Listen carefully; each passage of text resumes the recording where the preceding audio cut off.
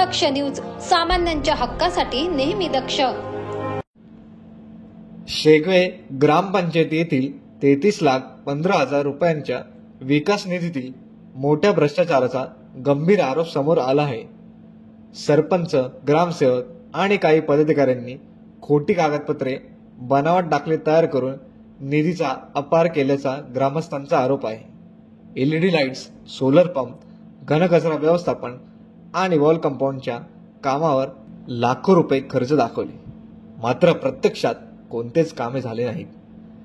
सरपंचांच्या निकटवर्तीयांना लाखोंची कामे देऊन ग्राम विकास निधी लाटल्याचा आरोप ग्रामस्थांनी निवेदनात केला आहे. ग्रामस्थांनी पोलीस अधीक्षकांकडे थेट FIR दाखल करण्याची मागणी केली असून कारवाई न झाल्यास कलम 156/3 अंतर्गत न्यायालयात जाण्याचा इशारा दिला आहे.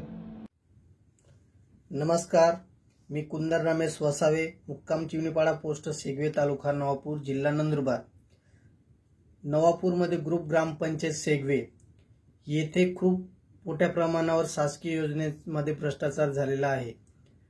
असं नुसतं फक्त कामं दाखवून पैसे विड्रॉल करण्यात आलेले आहे. जसं की सोलर पंप बसवणे हा 5,62,000चा असून सोलर पंप हे फक्त नावापुरते बसवण्यात आलेला आहे. आणि ग्रुप ग्रामपंचायत इथं वॉल कंपाऊंड तयार करणे हे फक्त नावापुरते, असे फक्त डॉक्युमेंटेशन योजना दाखवून खूप मोठ्या प्रमाणावर शासकीय योजनेचा भ्रष्टाचार याने अपहार करण्यात आलेला आहे. शासनाने कुठेतरी यांच्यावर कारवाई करण्यात यावी म्हणून आम्ही CO, BDO आणि कलेक्टर यांना निवेदन देऊन सुद्धा आज अखेर कोणत्याही प्रकारे कारवाई करण्यात आलेली नाही. शासनाने तत्काळ या योजनेची सखोल चौकशी करावं, उच्चस्तरीय, आणि प्रत्येक योजनेची चौकशी करून दोषी आढळल्यास ग्रामसेवक आणि इतर सरपंच किंवा कर्मचारी यांच्यावर तत्काळ गुन्हे दाखल करण्यात यावे. कारण की हे अपहार रक्कम हे 33,15,765 रुपये एवढे असून शासनाने 15 योजना राबवल्या. या 15 योजना फक्त ग्रुप ग्रामपंचायत शेगवे येथे एका दिवसात 7 योजना राबवण्यात आलेल्या आहेत 25,62,000च्या.